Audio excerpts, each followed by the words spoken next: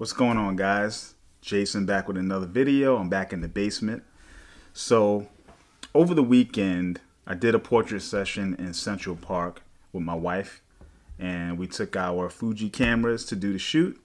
I took the XPro2 with the 35mm f2 as my primary shooter, and then she had the XS10, which I'm shooting on now, with the Sigma 18-50 as her primary camera. But I also brought, some other backup gear. So I brought my 50mm f2 for Fuji, and then I also brought my Panasonic GX1 with the 35-100 f4 to 5.6 telephoto lens to get, some long distance stuff. Because what it was a proposal, and we were there to capture that proposal, as a surprise. So, wanted to have that telephoto length. And it was cool to have that camera with the small 35-100. It's really compact. I mean, it's a small lens. So I'm going to do a video separately on the Micro Four Thirds setup that I recently kind of got into. But this is really more about my retrospect of shooting with 50mm as my sole lens for portrait photography. So I traditionally didn't really like 50mm.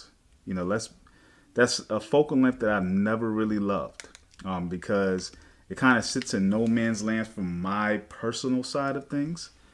So personally, when I shoot, I like to be at 24, 28, 35. Those are my three documentary life, street photography focal lengths. So those are the focal lengths I like to use for, just out and about. But when I do portrait work, I've always traditionally kind of gone that 85 route, and maybe a 35, right, for, that, kind of full body, shot, stuff like that. But then I realized, I think maybe a few sessions ago, I started shooting with the 35 f2 to start off, just to kind of get that middle ground of I don't want to be too far, too close. And I realized that the 35 f2 literally could do the whole session, and it did. And so I did that a few times, and I've really been relying on the 35 f2 as my sole portrait lens, because I would either use the 50 f2 or even the Viltrox 85 and really get that deep compression. But then I find that I was so far away from my subject that I couldn't interact with them to get the type of shot that I really wanted. And so that's where the 35 came in, to give me that 50mm equivalent. I could shoot both. I could get the full body. If I had enough distance, I could walk back and get the full body. And then I can get tight and really get the headshot and the portrait, head and shoulders shot. And it worked in both situations. Now, I'm talking all for outdoor situations, right? So outdoors, when you have room, you can kind of move your feet and get into the spots you want to be in, and it worked out perfectly fine. And so I never thought I really would like 50mm. And so now I feel like I'm rethinking all my other portrait lenses. Not to say I would get rid of them or sell them, but if I'm really going to be using my, more wider focal lengths for everything, do I really need that many fast telephotos, right? Maybe I could use more slower and more longer zoom telephotos to kind of cover a bigger range and not have too many other lenses kind of sitting around, because that's what I'm always trying to purge. I like to play around with cameras and lenses and systems, but at the same time, I don't want stuff that's just not going to get used. I do use, I do primarily events and portraits. So, these lenses are not, wasting away. But I'm finding that for my outdoor portrait sessions, this 35 f2 has been doing the job for me. So just wanted to do that real quick, brain dump and put it out to the community. So what is your favorite portrait focal length?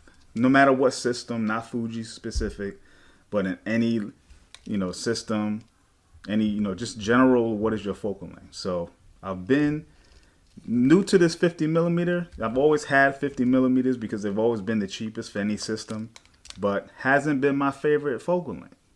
You know, I'm a 35-85 kind of guy, with 35 being like my everything lens. If I had to get one lens and never use another one, 35 is going to be that one, because it's wide enough, but yet could be tight enough. I think 50 to me has always just been a little too tight when you're indoors with family, sitting at a table at dinner.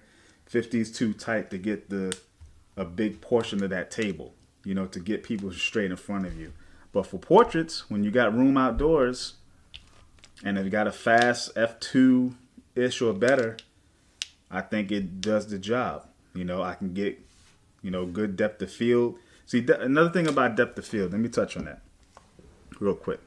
Depth of field. People think you got to have 1.4, 1.2, but depth of field, especially if you're shooting outdoors, is about space from the background, right? So if I'm shooting directly outside and I'm at f2, f2.8, maybe even f4, with a certain amount of compression from the focal length, you're going to have so much depth of field behind them that's out of focus, because that background isn't close to them. So you could get away with a slower lens to get portraits because they're not near a background. You're not shooting in a studio. And even if you're shooting in a studio, you don't need a fast lens, because if you're using lighting and, you want all of your subject in focus anyway, you're going to shoot with a deeper depth of field, so everything about them is sharp. The background, for instance, is not relevant. So when you're outdoors, the same is kind of true. The background isn't relevant. In addition to, since it's not close to you or close to the subject, it's going to fall out of focus, because even if you're at f4 or less, right, you're going to have all of the subject in focus, with the background just falling away. So that's why I've never really had the need to feel pressure to get anything faster than these f2s, especially as you get those f2s in high, like at the 50 f2. Now you got more compression because of the longer focal length, so you're good. So yeah, back to you guys. What do you guys think? What's your favorite portrait focal length? Or Fuji users, do you use the 35 f2 for portraits primarily? Let me know in the comments. All right, guys. Peace. Have a good one.